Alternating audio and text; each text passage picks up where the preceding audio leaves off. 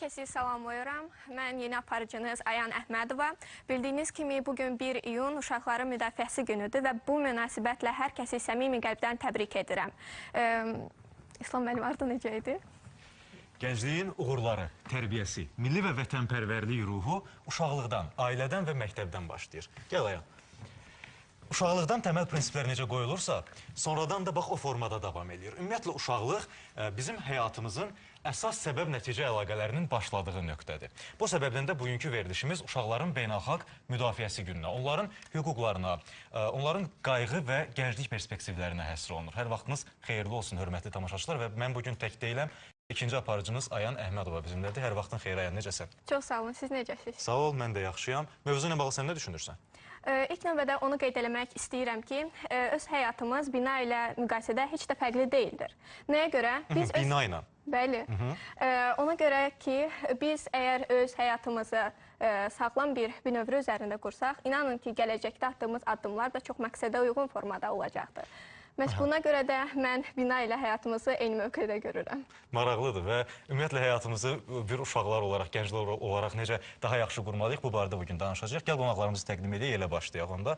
Qonaqlarım Könül Tağızadə, Ailə, Qadın və Uşaq Problemləri üzrə Dövlət Komitəsinin Uşaq Problemləri şöbəsinin baş məsləhətçisi. Xoş gəlmişsiniz. Sağ olun, çox sağ olun. Elvin Bədirov, təhsil məsələləri üzrə mütəxəssis və Evrika Liseyinin direktor müavini. Xoş gəlmişsiniz, Elvin bəy. Pərvanə Sədiyeva, psixoloq. Xoş gəlmişsiniz. Və Quliyev Yunis, Uşaq Səfirlər Məclisinin üzvü. Xoş gəlmişsən Yunis sən də. Bugün həm də Evrika Liseyinin şagirdləri bizimlədir. Dostlar, siz də xoş gəlmişsiniz. Çox xoşdur ki, bugün sizi bu efirdə görürük və sizin də fikirlərinizi eşidəcəyik bugün. Və sən də həmçinin Uşaq Səfirlər Məclisinin bir üzvüsən. Bu Uşaq Səfirlər Məclisinin fəaliyyəti də çox maraqlıdır. Birazdan bu barədə ətraflı danışarıq. Ümumilikdə isə artıq ikinci ilki pandemiya dövrünü yaşayırıq. Və pandemiya dövründə də biz görürük də şagirdlər və tələbələr təhsildə, bilmirəm, çətinliyi mi çəkir, yoxsa daha maraqlı gedir? Ümumiyyətlə, necə gedir bu pandemiya dövründə təhsil? Gəlin, ondan başlayaq Elvin bəy. Uzun müddət pandemiya dövründə təhsil demək olar ki, getmədi. Amma sonra həm bizim şagirdlərimizin çox böyük bir məsafəni valideynlərə və müəllimlərə arxalanaraq qət eləməsi hesabına biz burada ciddi addımları görə bildik və artıq inşallah ki, fevralın birindən etibarən bərpa olunan təhsil, sonra qısa müddətli fasilə, sonra yenidən bərpa olunan təhsil və bundan sonra bir də bizim şagirdlərimiz belə bir ara kəsmələrə məruz qalmazlar və onlar davamlı gözəl təhsili, gözəl müəllimlər tərəfindən heç bir problem və sıxıntı yaşamadan axıra qədər alarlar. Təbii ki, tək bizim üçün deyil, bütün dünya üçün, bütün qlobal miqyasda gözlənilmədən heç bir proqnoz verilə bilməyən bir hadisə kimi pandemiya ortaya çıxdı və bizim şagirdləri, dünya şagirdlərini, dünya təhsil insanlarını uzun müddət təhsildən kənarda qalmağa məhkum elədi. Və düşünürəm ki, hər kəs əlindən gələni, xüsusən bizim qəhrəman müəllimlərimiz fədakarcasına çalışdı ki, maksimum təhsil itkisi az olmaq şərti ilə bu prosesi yekunlaşdıraq və bizim körpə balalarımız bu təhsildən yayınmasın və xüsusən indi fürsətdən istifadə eləyək. 1 iyun Uşaqların Müdafiəsi günü münasibəti ilə bütün xalqımızın gözəl balalarını, bizim azyaşlı bütün şagirdlərimizi, fidanlarımızı bu bayram münasibəti ilə təbrik eləyək. Onlar qayğısız, xoş, səadət dolu və mehriban olmaq şərti ilə bir-biri ilə gözəl bir Azərbaycanımızda gözəl gələcəyə doğru addımlasınlar. Çox sağ olun dəyərli fikirlərinizə görə. İndi isə sizə bu sualı yönəltmək istəyirəm. Və sizcə bu pandemiya dövrünün uşaqlara hansı mənfi təsirləri oldu? Ümumiyyətlə, təhsil sisteminə hansı mənfi təsirləri oldu? Bizim təhsil sistemimizin, mən deyərdim ki, buradan qazanclı tərəfləri daha çox çıxdı. Nəsardan biz problemlərimizlə üzləşə bildik. Həm də distans təhsili elə bir ki, adaptasiya olduq. Təbii ki, uzun müddət bilirsiniz ki, Azərbaycanda distant təhsilə qarşı bir ögey münasibət, tanımazlıq, onu ciddiyə almamaq və rəqabətli təhsil mühiti kimi görməmək məsələləri var idi və bu stereotiplər demək olar ki, hamısı paramparça oldu.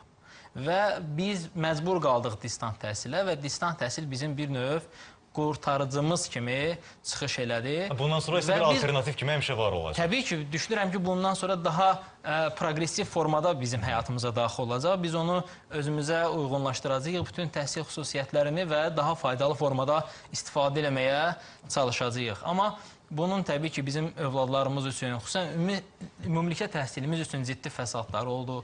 Biz həqiqətən də bilmirik gələcəkdə birinci sinifə 2020-ci ildə qədəm qoymuş şagirdlər bir ildən yuxarı tamamilə təhsildən kənar qaldılar. Hazırda ikinci sinif bitən şagirdlərimiz uzun müddət bunun ağrısını, acısını hiss elədi və ümid eləyək və ümid eləməklə bərabər davamlı dövlət olaraq, təhsil ictimaiyyəti olaraq, təhsil qurumları olaraq çalışmalıyıq ki, biz bu problemləri hiss etdirməyəcək dərəcədə etap-etap, mərhələ-mərhələ keçə bilək və sıxıntısız yekunlaşdıraq. Bəs uşaqların psixologiyasına necə təsir elədi Pərvanə xanım bu durum?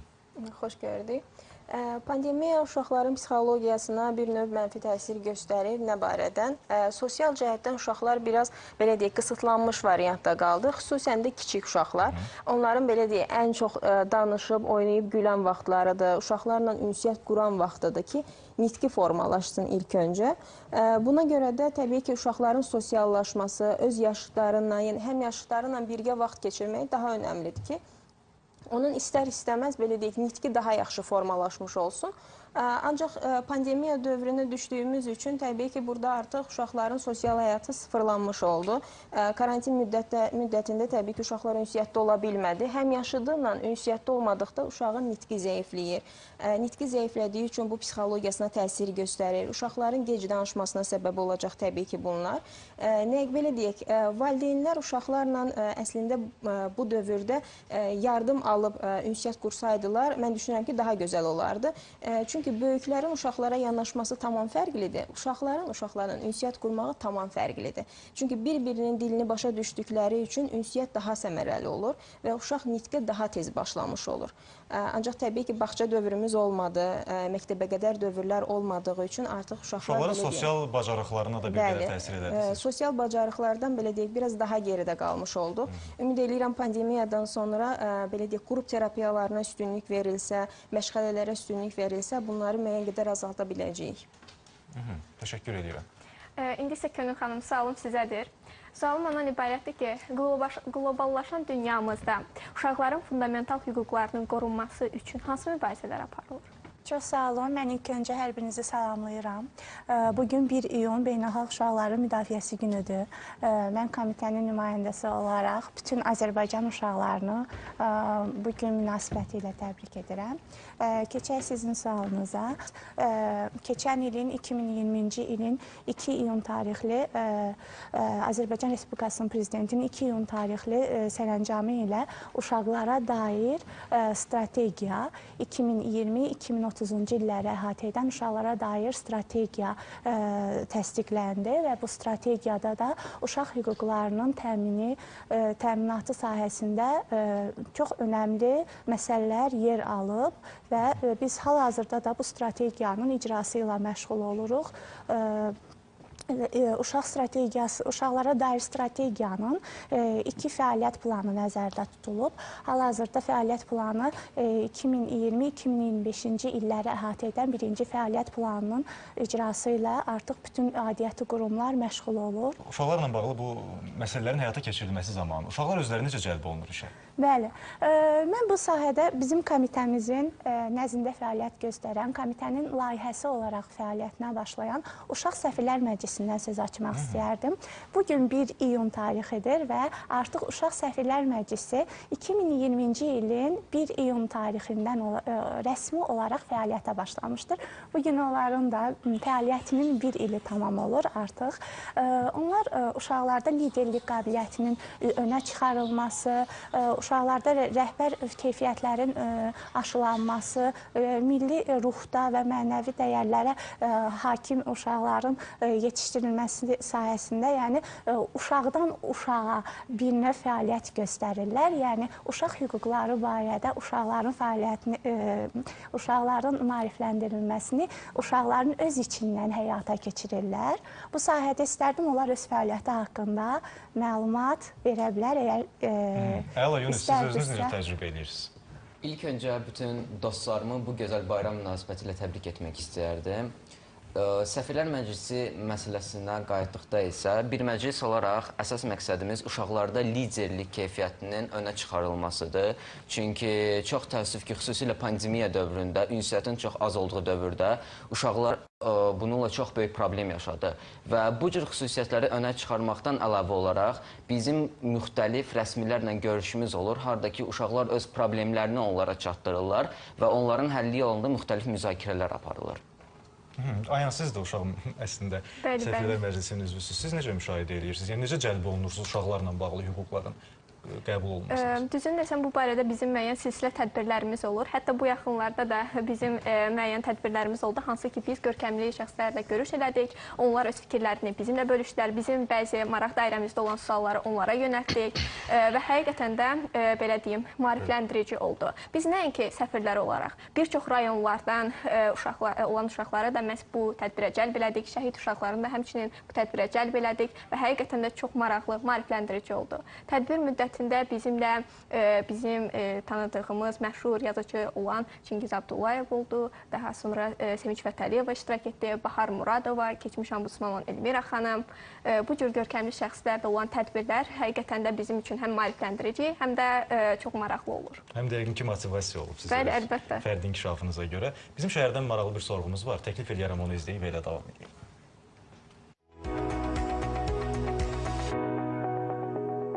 1 iyun Uşaqların Beynəlxalq Müdafiəsi günüdür. Düzdür? Bilgin var bu bayram haqqında? Bəli, var. Məsəl üçün, necə qorunur sənin hüquqların? Uşaq hüquqları var, insan hüquqları var. Yəni, uşaqların hüquqları qorunmalıdır. Dostum, adın nədir? Mənim adım Güneldir. Günel, nə qəşəng adın var sənin. Günel, bilirsən ki, 1 iyun Uşaqların Beynəlxalq Müdafiəsi günüdür. Xəbərin var idi? Bilirəm.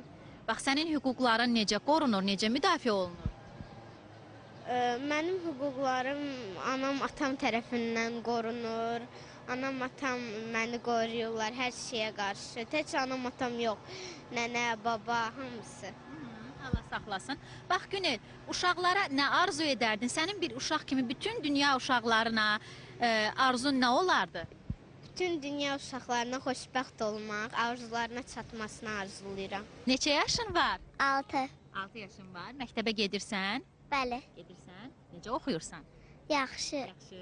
Nərgiz, neçə olmaq istərdin böyüyəndə? Böyüyəndə istəyirdim mənim 7 yaşım olsun, çox böyüyüm. Can, neyi yeyəcəksən çox böyüyəndə? Qabları yuyacam, mamama kömək eləyəcəm. Bax, sən bütün uşaqlara nə arzu eləyərdin? Uşaqları necə görmək istəyərsən? Məktəbdə uşaqları çox istəyərdim. Uşaqlar mənim sinif yoldaşımdır. Uşaqları çox sevirsən? Sevirəm. Onları nə arzu edərdin? İstəyirəm ki, onlar məni çox istəsin, mən də onları istəyirəm. Mən də bütün uşaqların bayramını təbrik edirəm. Sən neçənci sinifdə oxuyursan? 3-cü. Sən neçə olmaq istərsən böyüyəndə? Müəllim. Müəllim? Müəllim olsan neyini yərsən? Uşaqlara yaxşı tərbiyə öyrədərəm. Sonra yazmağı, oxumağı öyrədərdim onlara. Böyüyəndə kim olmaq istəyərsən? Aşbaz. Aşbaz. Maman dadlı yeməklər pişirir sənin üçün? Hə. Hansı yeməyi çox sevirsən? Makaronu. Makaronu çox sevirsən. Uşaqlar, sizə uğurlar arzulayıram. Sağ olun. Keçdi xəyalımdan öz gözəl yurdum, dumanlar başımda dastana döndü, dastana döndü. Deyirlər bülbülə çəmən yaxşıdır, insan üçün lara vətən yaxşıdır. Deyirəm ki, uşaqlar sağlam olsun, tez böyüsün, müharibə bir də olmasın. Dünyamız? Dünyamız sür olsun. Gəl ikimiz də deyək, dünyamız xoşbəxt olsun. Dünyamız xoşbəxt olsun. Çək vur, ay səni, aferin.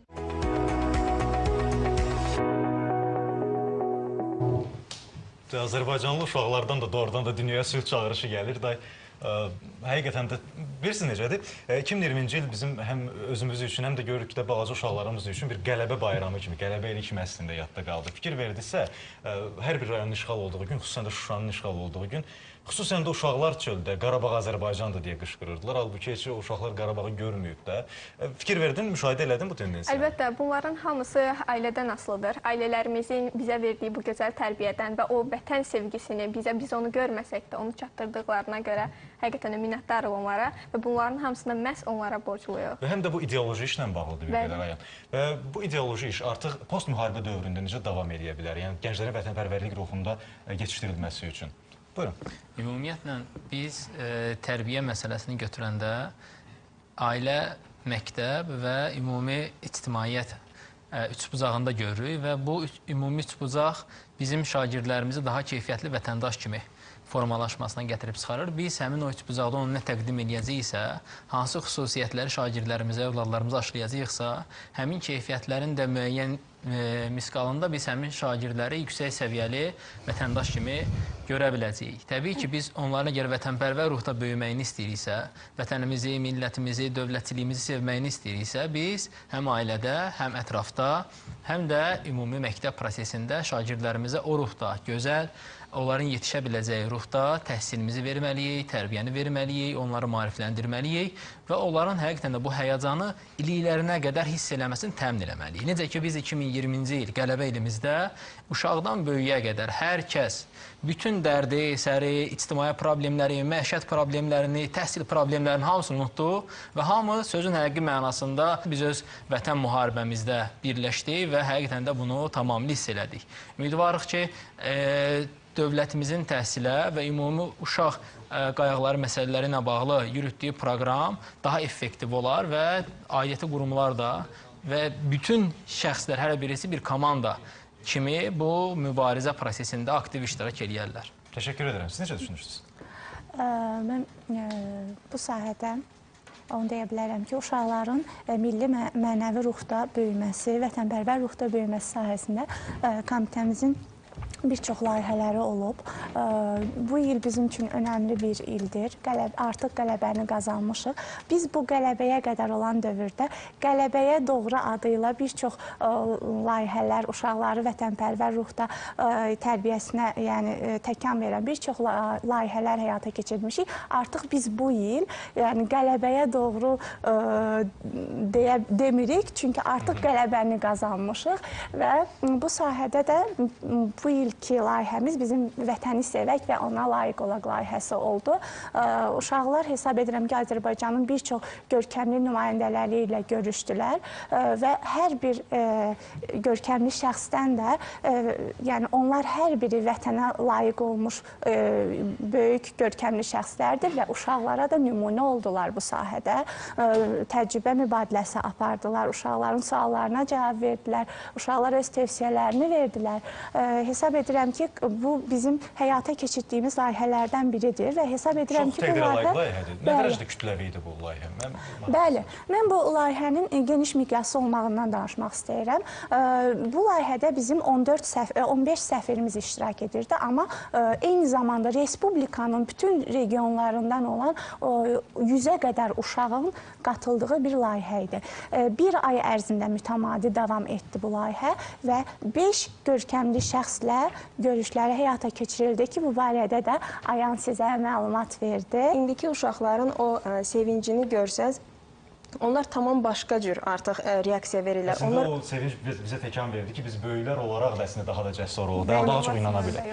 Onların artıq siz necədir? Onlar içlərində bir qürurla, inamla addımlayırlar və mən sizi inandırım ki, o uşaqlar gələcəkdə addım atdıqda məğrur atacaqlar.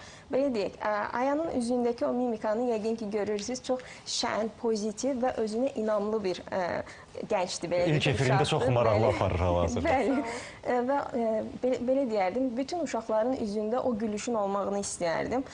Çünki Ayanın əslində özü müəyyən addımlar atıbdı, özünə inanaraq addım atıbdı deyə, onun içində bir qürur, bir belə deyək, özünü təsdiq etmiş bir ruh var. Bunun üçün təbii ki, onun addımları da gələcəkdə daha uğurlu olacaq. Buna görə biz uşaqların hər birinə ilkin olaraq güvən aşılamalıyıq.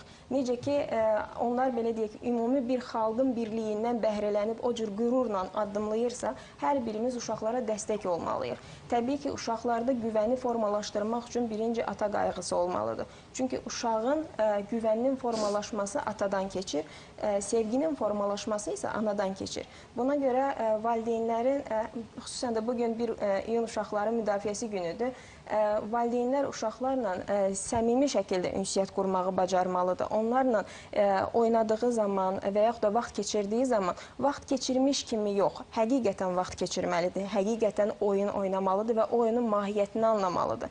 Bu zaman artıq uşaq anlayır ki, qarşımdakı insan, xüsusən də valideynim məni anlayır və mənlə eyni düşüncədədir. Təbii ki, bu uşağın içərisində bir özgüvən olur. Sabah o təbii ki, addım atdığı zaman belə deyək, inamla atacaq, qürurla atmış olacaq o addımları və təbii ki, bu addımların yolu da ancaq uğura doğru gedir.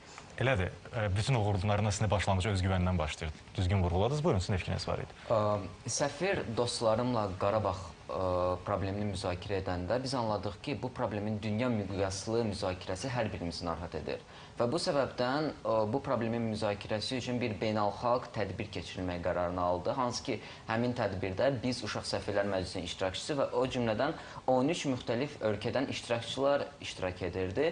Və bu problemin onlarla birlikdə müzakirəsi və hətta Qarabağ həqiqətlərinin dünyaya çatdırılması orada aktiv müzakirə olunurdu. Çünki tədbir zamanı məlum oldu ki, bir çox ölkədə təəssüf ki, bu problemin düzgün, doğru təbliğatı aparılmırdı. Və biz bunun üzərində işləyərək müxtəlif qruplar yaratdıq, hansı ki, həmin qruplarda hərlə də müzakirələr aparılır və müxtəlif Qarabağla əlaqədar olan problemlərin həlli yolunda müzakirələr aparılır. Və bu doğrudan da bizi çox şad edir ki, müxtəlif ölkədən bizim yaşıdlarımız, dostlarımız bu problemlə narahatdırlar və hər zaman bir-birimizə dəstək olmağa hazırdılar. Bundan sonraki gəncliyimiz qalib ruhunda böyüyəcək, özünə inamlı böyüyəcək. Bu da Azərbaycan gəncliyinin inkişafında yeni səhifələr açacaq. Qalib bir dövlətin vətəndaşı kimi, gənci kimi böyüyəcəklər. Təşəkkür edirik, Gönül xanım. İndi isə bizim erməni vandallarının törətdiyi bu terror aktları barəsində süjetimiz olacaq. Və həm də onun gətirdiyi dəhşətli nəticələri barədə bir süjetimiz var. Gəlin izləyək və elə davam edək söhbətimizi.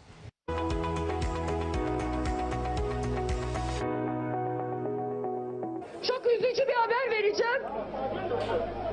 Küçücük bir bebek çıktı. Cansız bedenine dokundum. Küçücük. Kan içindeydi. Eli elime değdi. Küçük bir körpənin cansız bədəninə dokundum. Dəhşətli görüntülər, dəhşətli çağrışlardı.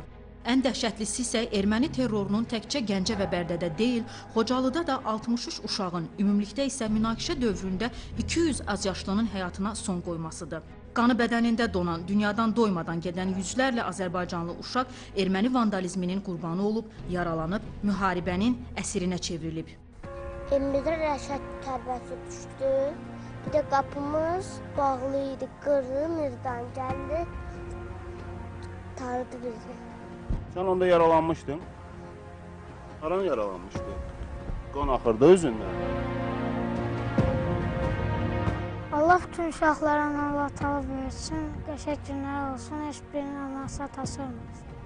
Bütün uşaqlara sülh hazır.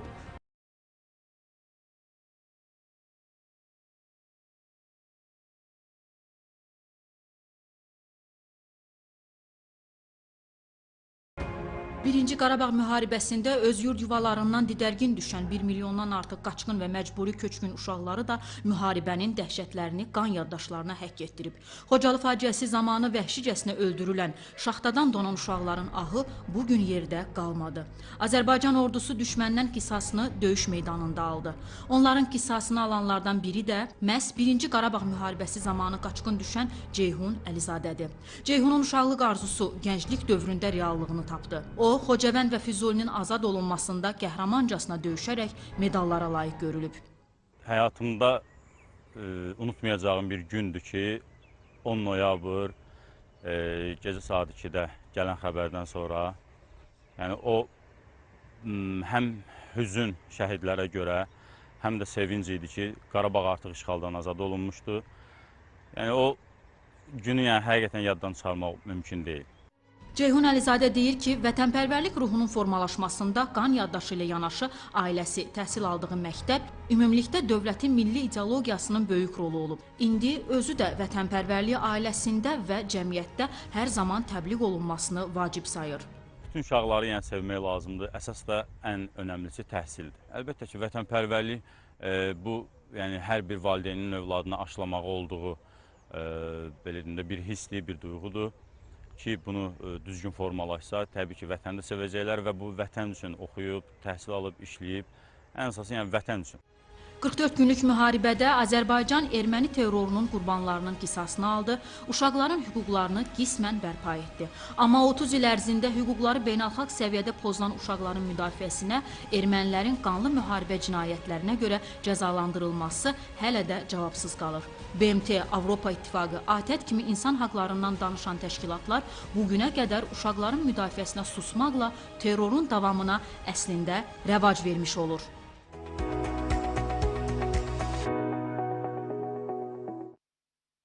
Bəli, və erməni vandallarının bu terror aktlarının əlbəttə ki, uşaq hüquqlarına da görməzdən gəlinməsi idi, dünya səviyyəsində vandallıq aktı idi. Necə şərh edərsiniz? Ümumiyyətlə, biz 20-ci əsrdə 3 dəfə ermənilərin Azərbaycan xalqına qarşı çox ciddi qırğınlarının var olduğunu bilirik. Müəyyən nəsillərimiz bunun şahid olublar. 1905-ci il qırğınlarını biz bilirik, 1918-ci il 50 mindən çox rəsmi rəqəmlərə görə, qeyri-rəsmi rəqəmlərə görə 100 mindən çox soydaşımızın ermənilər tərəfindən öldürülməsini, uşaqlı, qadınlı, yaşlı, hər kəsi. Və biz bunu bəlkə də 3-cü dəfə şahid olduq 90-cı illərdə. Məsələn, 92-ci ildə Qaradağlı faciəsini gördük biz, bizim gəncliyimiz düşdü, uşaqlığımızda gördük bu hadisələri, daha sonra Xocalı faciəsini gördük və silsilə biz bu qırğınlara Azərbaycan xalqına qarşı bir genosid olaraq həyata keçirildiyinin şahidi olduq. Bəlkə də bu 90-cı illərin əvvəllərində baş verən hadisələr ona görə olmalı idi ki, bizim yaddaşımızda bir yenilənmə baş versin. Biz öz düşmənimizə qarşı necə bir mübarizə aparmalı olduğumuzu və necə bir düşmənə qarşı mübarizə aparmalı olduğumuzu xatırlatmalıdır və xatırlatdı da. Və 90-cı illərdə Azərbaycanda 1 milyona qədər soydaşımız bu hadisələrin fiziki cəhətdən məhv edilənlər və onun yanaşı 1 milyondan yuxarı soydaşımızın öz yurd yuvasından çıxması, qaçqın düşərgələrin uzun müddət əziyyətlərin görülməsi və bəlkə də 2020-ci ildə başlamış haqq müharibəmiz olan, haqq savaşımız olan vətən müharibəsində biz ermənilərin yenidən həmin üzünü gördük. Biz Gəncə terrorunu gördük, biz Bərdə baş verən hadisələri gördük, biz Tərtər hadisələrini gördük və gördük ki, ermənilər Azərbaycan xalqına qarşı sözün həqiqi mənasında təpədən dırnağa qədər ifrat düşmənçiliyi ilə silahlanmış bir xalqdır. Və bizim bundan sonraki dönəmdə də bunu yaddan çıxartmamaq şərti ilə davamlı bu ruhda öz övladlarımızı, öz gənclərimizi maarifləndirməli və bu sahədə işləri davamlı aparmalıyıq və eyni zamanda qüvvətlənməliyik. Düşünürəm ki, biz bir daha xalq olaraq nə o günləri yaşamayacağıq, nə bizim övladlarımız, bizim uşaqlarımız o cür çətin uşaqlıq heç bir zaman yaşamayacaqlar. İnşallah ki, elə olacaq. İnşallah. Günün xanım, indi isə sualım sizədir. Sualım ondan ibarətdir ki, erməni terrorunda uşaqların hüquqlarının göz ardına vurulması zamanı, müdafiəsi zamanı və yaxud da ki, uşaqların səsinin dünyaya yayılması zamanı aparılan, atılan addımlarda sizin belə baxış açınız necədir? Onları necə qiymətləndirirsiniz? Bəli. Mən əlbəttə ki, burada bir mənalı şəkildə uşaqların hər hansı bir zorakılığa məruz qalması, xüsusən də milli etnik ayrı-seçkilik zəminində zorakılığa məruz qalması qəbul edilməz bir şeydir. Bunu heç bir yerdə, dünyanın heç bir güşəsində qəbul olunmayan bir məsələdir. Düzdür, biz dünyada bir çox ikili standartlara şahidlik edirik yanaşmalarda. Amma yəni bu uşaqlar, dünyanın hər bir yerindəki uşaqlar eynidir. Hər bir uşağa bərabər yanaşılmalıdır. Bugün deyilər, uşaqların beynəlxalq müdafiəsi günüdür. Biz orada ayır etməmişik ki, dünyanın hansısa güşəsində olan uşaqların hüquqlarının müdafiəsi günü, bütün dünyanın uşaqlarının hüquqlarının müdafiəsi günüdür. Bizim sırf bu erməni vandalizmin, erməni terrorunun qurbanı olmuş uşaqların bizdə yəni rəsmi siyahısı var və biz bununla bağlı komitə tərəfindən Müharibənin Günahsız Qurbanları adlı kitab dərc etmişik. Hər iki dildə, Azərbaycan dilində və İngilis dilində və hələ bizim qələbəmizdən əvvəlki dövrlərdə də biz informasiya müharibəsində idik. Yəni, hələ qalib dövlət olmamışdıq, amma biz bu yolda addımlayırdıq, diplomatiya aparırdıq. Hər bir konferanslarda, görüşlərdə biz bu kitabları təqdim edirdik. Digər ölkələrin səfirlərinə və nümayəndələrinə, rəsmi nümayəndələrinə də bu kitabları təqdim edirdik İngilis dilində də, çünki bizdə nəşrdə var idi. Uşaq səfirlər də ayrıca bir qurum olaraq, ayrıca bir uşaq təşkilatı olaraq bu sahədə öz töhfələrini verdilər. Onların özlərinin Facebook səhifələri var. Onlar beynəlxalq ictimaiyyətə çağırışlar edirdilər. Çox təbliğat məsələlərində bu terror hadisələrinin uşaqlar üçün olan acınacaqlı zərərlərindən bir çox beynəlxalq təşkilatlara öz müraciətlərini etdilər. İndi çox maraqlıdır. Biz ətraflı uşaq səfirlərdən özlərindən öyrənəcəyik bu prosesi. İndilik dostlarımızdan birinin sözü var idi. Qoy onu öyrənək, görək hansı fikirlərini bölüşür bizlə. Aycan Abbazova 7A sinifindənəm və ilk öncə bunu bildirmək istəyirəm ki, 1 iyun Uşaqlar Bayramı münasibətilə bütün uşaqları təbrik edirəm. Və sizin sualınıza özəl demək istəyirəm ki, bu 44 günlük müharibədə Şuşa və ümumiyyətlə Qarabağ işğaldan azad olundu və bunu görməyimizə bütün Azərbaycan xalqı şad oldu və çox sevindik. Və bu 44 günlük müharibədə bütün şəhidlərimiz oldu və bu şəhidlərimizin qisasını da aldıq bu 44 günlük müharibədə. Və cəbhədə duran bütün əsgərlərimizi Allah qorusun və atam da onların içində. Bütün qazilərimizə Allah kömək diləyirəm, şəfa diləyirəm. Şəhidlərimizin ruhu şad olsun, cənnətlik olsun yeri və ailələrinə də Allah səbir versin. Təşəkkürlər Aycan fikirlərini bölüşdüyün üçün. Bəli, Yunus, sənlə davam edək. Uşaq Səfirlər Məclisinin Qarabağ problemlərinin dünyaya çatdırılması məsələsində təbliğatı məsələsinə toxunanda hər şeydən öncə olaraq bizim Facebook səhifəmizi xüsusi vurğulamaq istərdim və onun sırf o 44 günlük müharibə müddətində apardığı fəaliyyətdən danışmaq istərdim. Həmin müharibə dövründə bizdə həmin Facebook səhifəsində müxtəlif dillərdə, beynəlxalq dillərdə Azərbaycan reallıqlarının, Azərbaycanın Qarabağ problemi məsələsində uşaqlarının çəkdiyi əziyyətin dünyaya çatdırılmasının fəaliyyəti aparılırdı. Orada müxtəlif fotoşəkillər, videolar və artikellər yazılırdı. Hansı ki, müxtəlif beynəlxalq, hətta mütəxəssislər oradan məlumat əldə edərək, onları analiz edərək təbliğatı artıq öz ölkələrində aparırdılar. Təşəkkür edirəm. Əlavən var? Ayan. Xeyr, Yunus həqiqətən də çox ətraflı və dəqiq formada məlumat verdi. Mən əslində sadəcə onu demək istəyirəm ki, həqiqətən də Azərbaycan uşaqlarından olan bu dəstək məncə əslində cəbhədə olan əsgərlərin qalibiyyətinin əsas simgələrindən biri idi, əsas səbəblərindən biri idi. Məhz bizim burada onları dəstəkləməyimiz, onlar üçün həqiqətən də böyük bir motivasiya mənbəyi olmuşdur. Həm də bugün uşaq hüquqları ilə bağlı qanunvericilikdə müəyyən yeniliklərdən də söhbət gedir. Mən sizin fikirlərinizi almaq istəyərdim.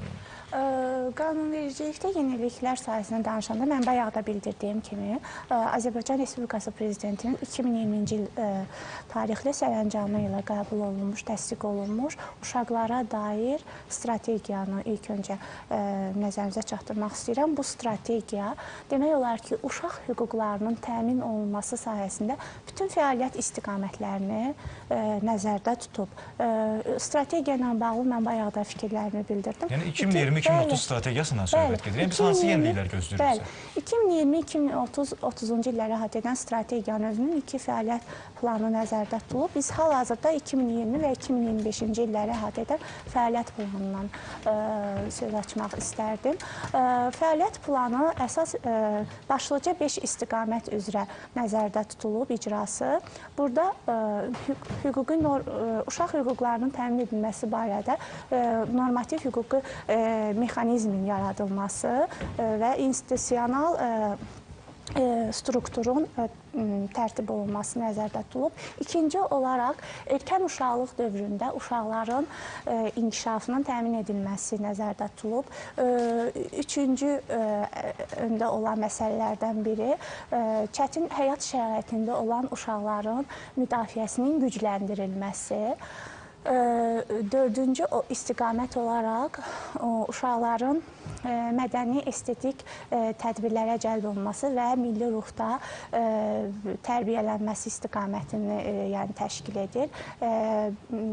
Beşinci olaraq isə uşaq hüquqlarının təmin olunması sayəsində monitorinqlərin həyata keçirilməsi nəzərdə tutulmuşdur. Təşəkkür edirik. Bizim studiyamızda canlı bağlantı var. Əməkdaşımız Elnara Həsənova bağlanacaq. Görək o bizə hansı fikirlər çatdırır. Bəli, İslam, biz sizi eşdirik. Hər kəs salamlayıram, hər vaxtınız xeyir olsun. Sizin də qeyd etdiyiniz kimi biz hazırda Xəzər rayonu Buzovna qəsəbəsində yerləşən Mədəniyyət və Sənətkarlıq üzrə Bakı Dövlət Peşə Təhsil Mərkəzində. Ümumilikdə burada şagirdli və tələbələrin bilik və bacarıqlarını bizə ətraflı məlumatı biz mərkəzin direktoru Pərviz Həmzəyevdən alacağıq. Pərviz müəllim, xoş gördük sizi. Xoş gəlmişsiniz. Çox sağ olun. Buyurun, burada yaradılan şəraitlə bağlı ətraflı məlumat alardıq. Ümumiyyətcə, peşə təhsilinə maraq nə dərəcədir? Şagirdlər bilik və bacarıqlara necə yiyələnirlər ətraflı? İlkin məlumat vermək istəyirəm ki, ümumiyyətlə gördüyünüz bu bina, hal-hazırda bizim mərkəzin yerləşdiyi bina, 1969-cu ildə burada ilk məktəb Əlbəş nömrəli texniki peşə məktəbi olub. 2011-ci ildə Heydər Fondu tərəfindən köhnə məktəb sökülüb, yerində yeni məktəb yaradılıb. Məktəb görkəmlə bərabər profilində dəyişib. Biz yayım mediası üzrə nəinki Azərbaycanda, bütün Qafqazda kadr hazırlayan yeganə peşə təhsil mərkəziyik. Əsas ixtisaslar kinomontaj, səs operatoru, grimçi pastajyor, video operator, zərgər, geyim üzrə dizayner, dərzi, florist bir yeni açılan ixtisasdır. Ümumiyyətlə 24 ixtisas üzrə burada kadrlar hazırlanır. Məktəbimizdə ümumi hal-hazırda 1150 nəfər tələbə təhsil alır. Buranı bitirən tələbələrdə gələcəkdə işlə bağlı hər hansı bir rolu varmı mərkəzin? Mən elə onu demişdim. İstehsal təcrübəsini birbaşa götürən tələbəni yaxından tanıyır. Artıq bizim göndərimiz istehsal təcrübəsi hesabına onları oradan birbaşa işə götürərlər. Eyni zamanda bu tələbələrin dövlət imtahanı, yəni sonuncu dövlət imtahan komissiyası sədrləri də işə götürənlər olur. Onlar da oradan özlərini həm onları qiymətləndirir, həm də tələbə seçimi üçün daha çox rahat olur. Qısa müddət ərzində son 2 ildə artıq televiziya, teatrlara 150-dən çox tələbəmiz işə düzəlib. Çox sağ olun Pərviz müəllim, təşəkkür edirəm sizə ətraflı məlumatınız üçün. İslam belə, Pərviz müəllim də qeyd elədiyi kimi biz Qrim emalatxanasındayıq. Burada qrim və pastajor sənəti üzrə bilik və bacarıqlara yiyələnirlər. Qrupda 15 tələbə müxtəlif sənətlər üzrə təhsil alır, bilik və bacarıqlara yiyələnirlər. Biz hazırda onlardan birinə yaxınlaşacağıq. Özünüzü təqdim edin. Salam, mən Musayev Teymur. Birinci kurs qrimçi pastajor ixtisasında oxuyuram.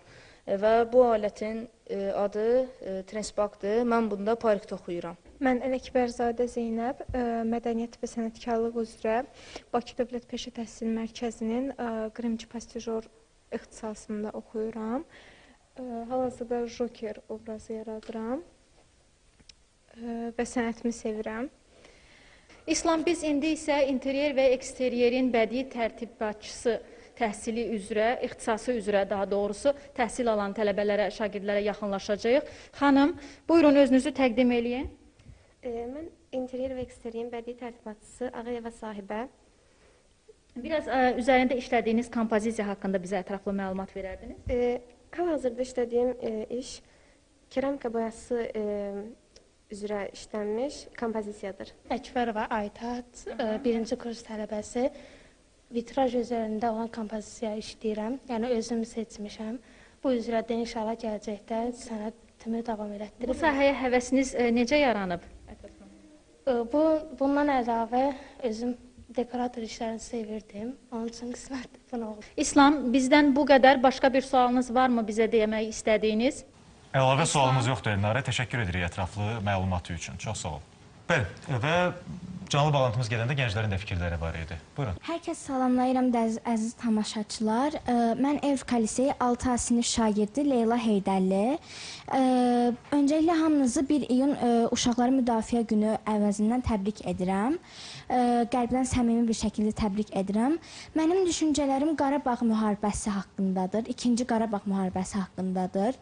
Bu 44 günlük müharibə hamımız üçün çətin bir şərait oldu və bir çox gəncimiz, Azərbaycan xalqı qələbə sevinclərini duyduğu zaman çox sevindi. Amma bir yandan isə bəzi şəhidlərimiz oldu və buna görə də xalqımız hüzünləndi, kədərləndi. Onların ailələrinə başsağlığı və Allahdan rəhmət diləyirəm. Qarabağ müharibəsində biz uşaqlar olaraq qələbə sevinclərinə çox sevindik. Hər birimiz küçələrə çıxdıq. Bu mövzu barəsində sevindik. Yəni bu 44 günlük müharibə hamımız üçün bir yandan sevincli keçdi, bir yandan kədərli keçdi. Təşəkkür edirəm. Buyurun. Salam, mən 7A sinif şagirdi Gülay Salmanova. Mən onlayn təhsil haqqında danışmaq istəyirəm. Bizim bu pandemiya bizim təhsilimizə də təbii ki, gündəlik həyatda necə problem yaratdısa, təhsilimizə də müəyyən problemlər yaratdı. Pandemiyanın bizim sağlamlığımıza mənfi və müsbət təsirləri oldu. Məsələn, mənfi təsirləri bu idi ki, məsələn, biz dərs danışarkən onlayn təhsil zamanı əgər internet donursa, biz fikrimizi tam aydın olaraq müəllimə çatdıra bilmirdik və bu da biz şagirdlər tərəfindən çətinlik çəkirdi. Çətinlik çəkməyimizə səbəb olurdu. Birincisi, pandemiya bizim təhsilimizə təsir göstərdiyi üçün biz bir sürə təhsildən uzaq qaldıq. Lakin texnologiyanın inkişafı nəticəsində təhsilimiz distant şəkildə, yəni müəyyən məsafədən təlim-tərbiyə dərslər keçirilməyə başladı və beləliklə də biz dərslərimizi distant şəkildə keçirməyə başladıq. Bəli, Yunus, sizin də fikriniz var idi. Əslində, onlayn təhsil məsələsi barədə fikirlər birmənalı deyil. Çünki iki müxtəlif tərəf var. Bir tərəfdən onlayn təhsil nəticəsində biz günümüzün çox hissəsini kompüter arxasında keçiririk və bunun nəticəsində gözlərimiz və hətta dərimiz şüalanmadan zərər çəkir. Amma əks tərəfdən baxsaq, onlayn təhsil bizə istənilən distansiyada təhsil almaq və o cümlədən time managementin daha səmərəli uyğunlaşdırılması imkanı verir. Çünki biz yola və yaxud gözləmələrə vaxt itirmirik və birbaşa olaraq bir düymələ basaraq dərsə qoşuluruq və ondan əlavə olaraq aradakı sərhədləri götürürsən, nəinki ölkə daxilində və o cümlədən xarici ölkələrdəki müəllimlərdən təhsil ala bilərsən və onlarla birbaşa ünsiyyət yarada bilərsən. Bəli, informasiya qloballaşır. Bir əlavəm var. Bəli, mən də bir neçə əlavə etmək istəyirəm. Söhbət distant təhsildən gedir və mən elə fikirləşirəm ki, distant təhsil əslində bizim üçün çox yaxşı oldu, nə mənada.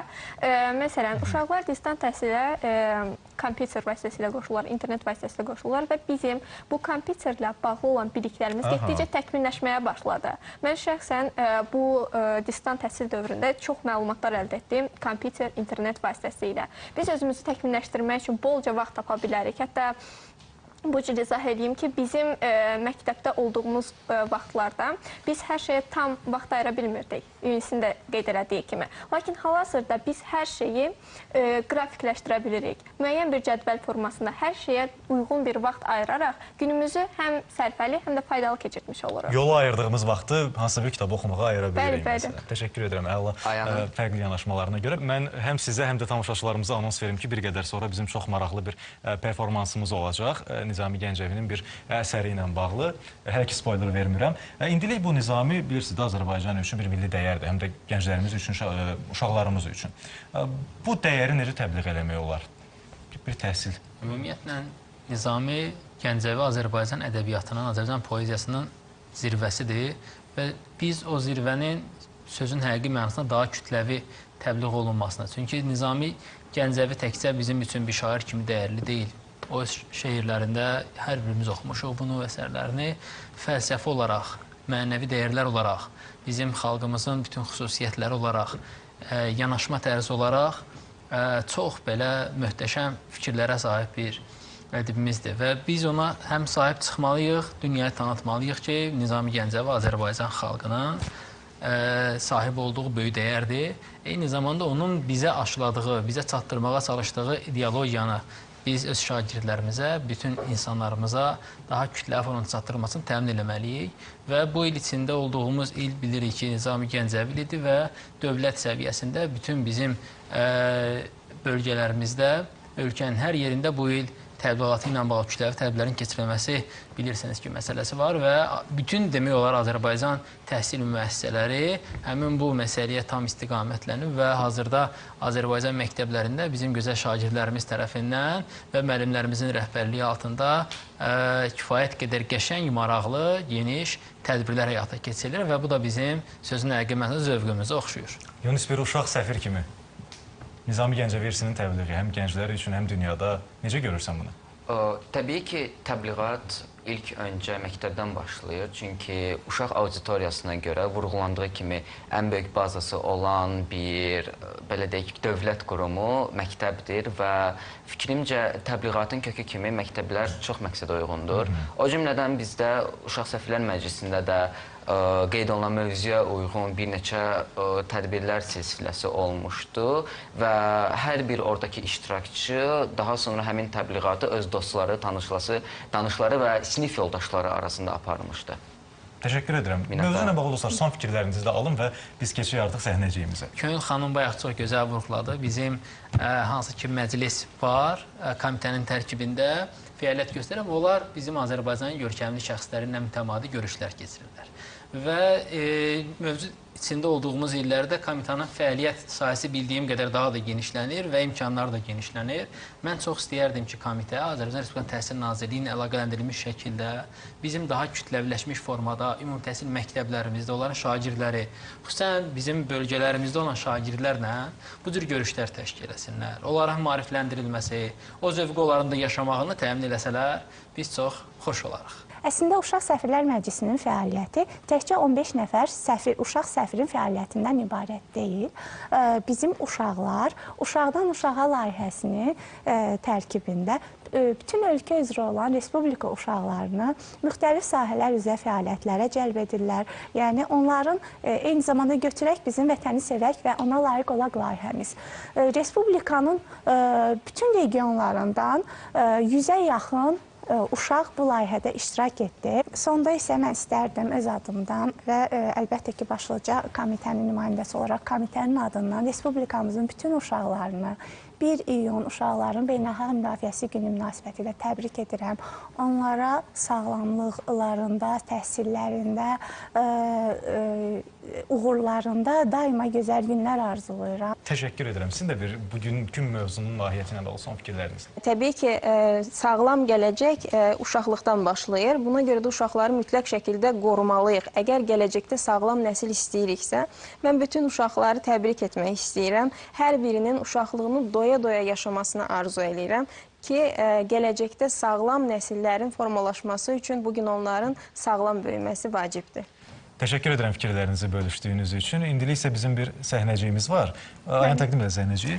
Evrika Liseyinin şagirdləri bizə Nizami Gəncəvinin Leyli və Məcnun operasiyasından bir səhnəni göstərəcəklər. Şagirdlər Aycan Abbasova, Fərid Nurəddinli və Gülşən Allahyarova sizin qarşınızda olacaq. Amma biz hələliksə sağollaşırıq. Siz səhnəciyi izləməkdə olun. Dostlar, növbəti verilişlərdə yenidən görüşəcəyik. Sağ olun, gənc qalın. Sağ olun.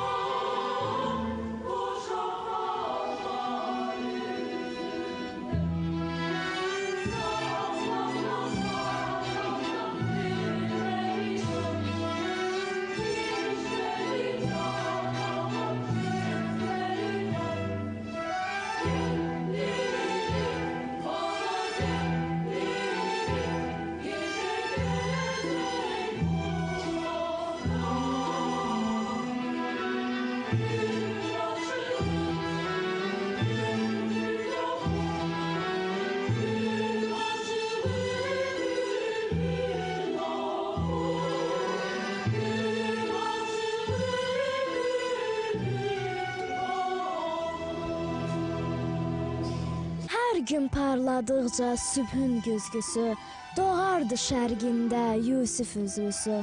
Böyləcə bir müddət gəlib dolandı, bu iki nazənin odlara yandı. Çəkib qılıncını zalım məhəbbət, bu gənc ürəkləri eylədi qarət. Onlar bir-birinə könül verdilər, tezcə dildəndilə düşdü bu xəbər. Hər yandan yırtıldı bu gizli pərdə. Bu sir əzbər oldu bütün dillərdə. Bu qəmli dastanın sərgüzəştindən hər ağız bir parça deyirdi bəzən. Aşiqlər çalışıb çox əlləşdilər ki, aləm tutmasın bu sirdən xəbər. Lakin bağlansa da ətir şişəsi, yenə duyulacaq xoş rayihəsi.